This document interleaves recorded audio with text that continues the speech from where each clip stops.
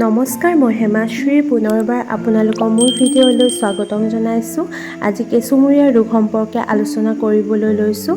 Piles অৰ্থাৎ কেঁচুমূৰীয়া ৰোগ সকলোৰে পৰিচিত আৰু বেছিভাগ লোকেই এই সমস্যাত ভোগা দেখা যায়।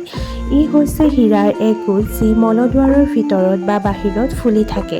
মলদ্বাৰৰ ভিতৰত হোৱা কেঁচুমূৰীয়া ৰোগটো আমি অনুভৱ কৰিব বা দেখা পোৱা নাযায়, কিন্তু লেট্ৰিন কৰাৰ সময়ত বিষ অনুভৱ নোহোৱাকৈ ব্লিডিং হোৱা দেখা যায়। কিন্তু মলদ্বাৰৰ বাহিৰত পাইলছ হ'লে মলদ্বাৰত খজুৱতি, বিষ অনুভৱ হ'ব, ব্লিডিং হ'ব পাৰে আৰু মলদ্বাৰ চাৰিওফালে উখহি যাব পাৰে। গতিকে এই সমস্যাৰ পৰা পৰিত্ৰাণ পাবলৈ জীৱনশৈলী সলনি কৰাৰ লগতে খাদ্য প্ৰণালী সলনি কৰিব লাগিব আৰু ব্যায়াম কৰিব লাগিব। কেঁচুমূৰীয়া ৰোগটো প্ৰতিৰোধ আৰু প্ৰতিকাৰৰ বাবে অতিৰিক্ত ফাইবাৰযুক্ত খাদ্য খাব লাগিব, যেনে ফল-মূলসমূহ, সেউজীয়া শাক-পাচলি আৰু মাহজাতীয় খাদ্য প্ৰচুৰ পৰিমাণে খাব লাগিব। যথেষ্ট পৰিমাণে পানী আৰু অন্যান্য তৰল খাদ্য খাব লাগিব, যেনে ফলৰ ৰস, দৈ, বাটাৰমিল্ক ইত্যাদি।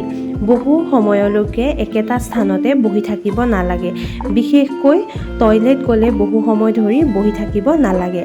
পেকেটৰ খাদ্য, মাংস আৰু মছলাযুক্ত খাদ্য খাব নালাগে। বহুত বল প্ৰয়োগ কৰি গধুৰ বস্তু দাঙিব নালাগে আৰু যোগাসন কৰিব লাগে। আশা কৰোঁ আপোনালোকে ভিডিঅ'টি চাই উপকৃত হ'ব। ভাল পালে লাইক, শ্বেয়াৰ এণ্ড ছাবস্ক্ৰাইব কৰিবলৈ নাপাহৰিব। ধন্যবাদ।